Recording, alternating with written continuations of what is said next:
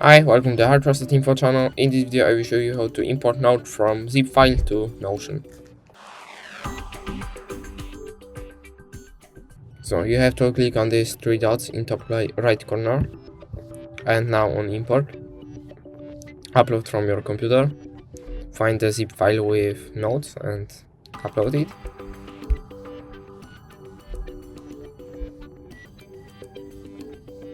And now wait few seconds.